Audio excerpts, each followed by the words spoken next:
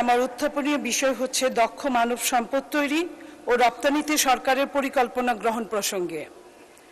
মাই speaker, কথায় আছে গতিতে জীবন আর স্থিতিতে মরণ। দক্ষ জনশক্তির গতি একটি দেশকে সামনের দিকে অগ্রসর করে।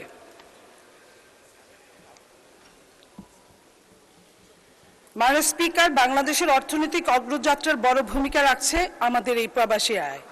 2025 সালে জিডিপিতে এই দক্ষ জনশক্তি আমাদেরকে 7% আয় আমরা এর মাধ্যমে অর্জিত হয়েছে। প্রতি বছর মাননীয় স্পিকার প্রায় 1 মিলিয়ন দক্ষ এবং অদক্ষ শ্রমিক বিদেশে পাড়ি দেন।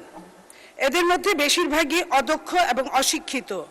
অথচ বিশ্বব্যাপী শ্রমিকের চাহিদা কমছে এবং চতুর্থ শিল্প বিপ্লবের প্রভাবে উন্নত প্রযুক্তির মাধ্যমে প্রতিস্থাপিত হচ্ছে।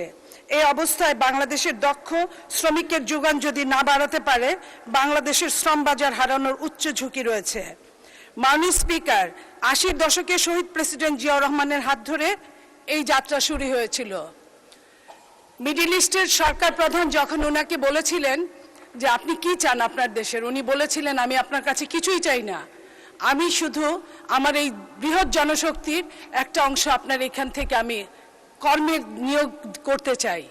সেইখান থেকে শুরু, সেই হাত ধরে আজকের মাননীয় প্রধানমন্ত্রী আমাদের নেতা জনাব তারেক রহমান সাহেবও উনিও জোর দিয়েছেন এই জনশক্তির যাতে উন্নত হয় আগামী বাংলাদেশে।